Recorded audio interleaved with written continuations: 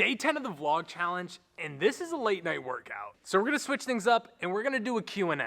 So let's see if I can handle it during this back and by workout. So first up we have, what does a typical day at the Rise office look like? So I actually filmed a day in the life at the Rise office a few vlogs ago, but if you didn't see that, while there is a lot that does go on, sometimes it seems like not much at all. So I usually start the day off by coming in 9 a.m. and first things first, we gotta crack an energy drink. Then I spend most of the morning just looking at what's going on in the industry currently.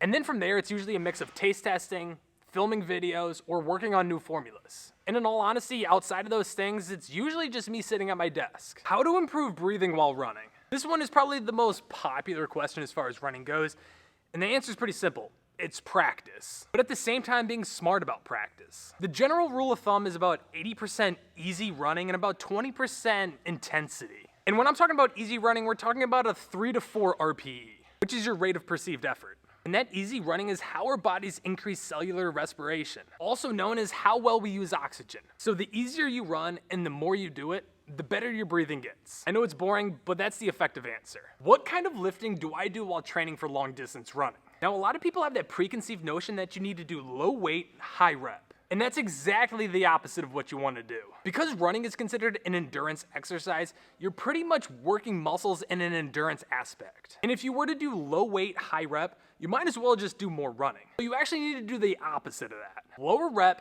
higher intensity and weight. This is one of the biggest mistakes that I made when I first started running. I was doing very lightweight, very high rep, and I lost pretty much all the muscle I had. So in order to gain strength, size, or even just keep it, you need to do heavier weight and lower reps. Now this is my most asked question ever. What is the best pre-workout? And as many times as I've covered this topic, there's simply no best. What's best for me might not be best for somebody else, and what's best for them is probably not what's best for me.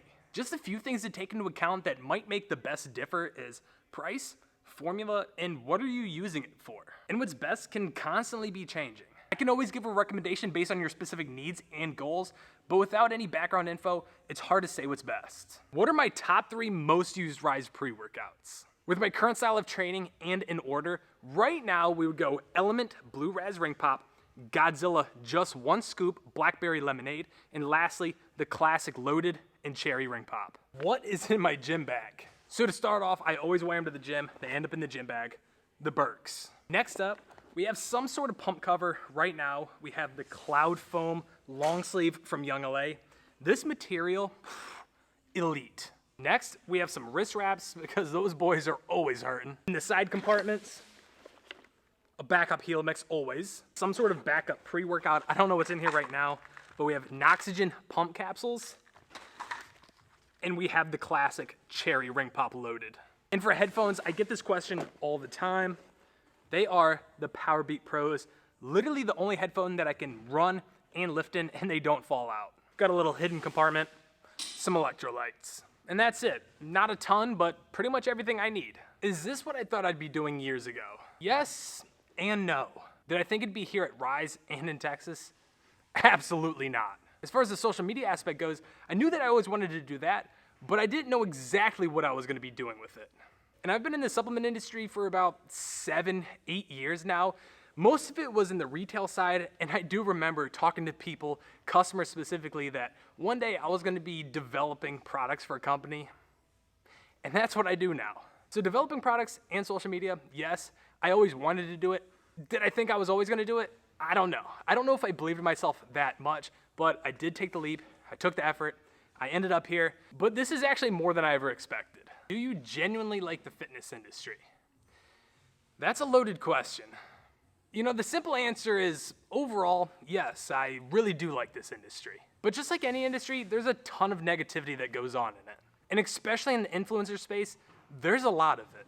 But on a positive note, I absolutely love what I do. I love connecting with the people that I do, and I've met some of the best people ever through this industry. So at the end of the day, while I can sit here and complain about all the negative aspects of the fitness industry, there's more positives than the negatives, and I wouldn't trade it for the world. And lastly, do I like running or lifting more? Well, I like them equally, but for different reasons. And in all honesty, they balance each other out for me. Without running, I don't think I would like lifting as much, and without lifting, I don't think I would like running as much. Both of them do force me to push myself, but I think with running, it offers a little more competitiveness, and I feel like I'm pushing myself just a tad harder. But with lifting, I like to see the constant progression, especially with size and strength.